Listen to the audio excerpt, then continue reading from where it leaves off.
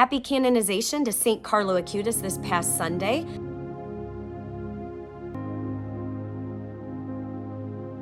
Let's look at a few more examples of holy men and women who have gone before us. The first person St. Ignatius met at the University of Paris was his roommate, Francis Xavier. Ignatius was older and had already experienced a powerful conversion. Xavier was a younger student focused on worldly success. Eventually, their friendship grew into a deep spiritual bond.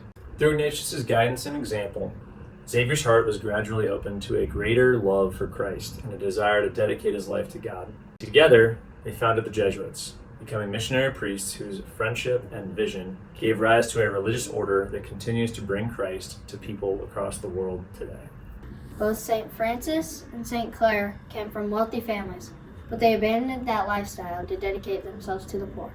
They had a strong friendship and helped each other form religious orders devoted to prayer and caring for the poor. They embraced poverty, humility, and care for creation. They inspired men and women to live their lives of service and compassion toward the poor and marginalized. Their love for all of God's creation also influenced the Church's understanding of stewardship of the earth.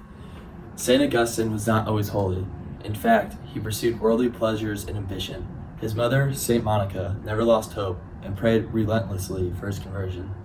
After many years of searching for truth in philosophy and other religions, Augustine experienced a profound conversion of heart.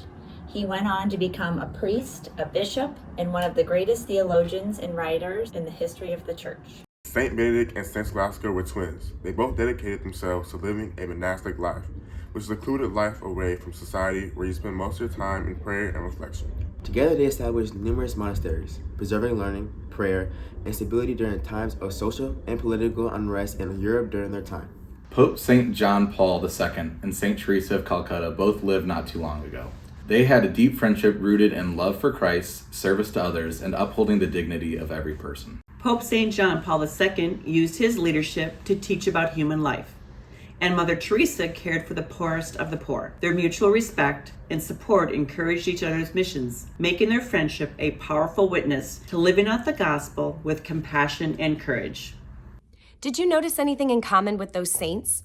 Some were really good friends, and some were even related. So what can we learn from their examples? That it matters who you hang out with. It matters who you spend your time with. If you're trying to live a holy life, but you surround yourself with people that are going to lead you into temptation, they're going to lead you into activities that you don't want to partake in, they're going to lead you away from living a holy life, away from God, then you don't need those people in your life. True friends love you and want what's best for you. They care for you. And what is best for you? To be holy and to make it to heaven. Our universal call is to holiness, and friends and family can help hold us accountable to that, and we can do the same for them. Don't you want to see your friends and family in heaven someday? The past few weeks, we've been reflecting on what we need to do to become holier. So today, I want you to reflect on who you are spending your time with, who you're surrounding yourself with. Are they helping you to become holier? And are you helping them? It's okay to cut ties with someone if they are not helping you become the best version of yourself, if they're not helping you become the person that God created you to be.